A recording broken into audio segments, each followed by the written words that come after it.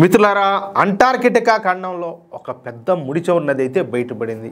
అంటార్కిటికాలోని వెడల్ సముద్ర ప్రాంతంలో ఏకంగా 511 బిలియన్ల అంటే 51,100 కోట్ల ఈ బ్యారెళ్ల చమురు నిక్షేపాలనైతే ఈ రష్యాకు చెందినటువంటి పరిశోధకులు గుర్తించారు. చమురు నిక్షేపాల గనిగా పరిగణించేటటువంటి సౌదీ అరేబియాలోని నిక్షేపాల కంటే 2 రెట్లు ఎక్కువ పరిమాణం ఈ అంటార్కిటికాలో ఉన్నట్టు తెలుస్తుంది. ఆధునిక చరిత్రలో అంటే ప్రస్తుత జనరేషన్ లో ఇంత భారీ స్థాయిలో ఎవరు వెలికి తీనటువంటి చమురు నిక్షేపాలు లభించడం ఇదే మొదటిసారి కావడం విశేషం అన్నమాట. అంటే ఇప్పుడు బయటపడినటువంటి ఈ ముడి చమురు నిక్షేపాల ద్వారా మన ప్రపంచం మొత్తానికి ఏకంగా 200 సంవత్సరాల పాటు పెట్రోల్ను డీజిల్ను అందించవచ్చు అనమాట. అయితే ఇప్పుడు రష్యా ఏం చేస్తుందంటే మన భారత సాయం అదేవిధంగా చైనా సాయం కోరింది. ఇప్పుడు మన భారత్ చైనాల భాగస్వామ్యంతో ఈ ముడి చమురు నిక్షేపాలను వెలికితీయాలని చెప్పేసి రష్యా ఒక నిర్ణయానికి అయితే వచ్చింది. ఇదే గనక జరిగితే ఈ పెట్రోల్ డీజిల్ రేట్లు సగానికి తగ్గుతాయి అన్నమాట. అది విషయం.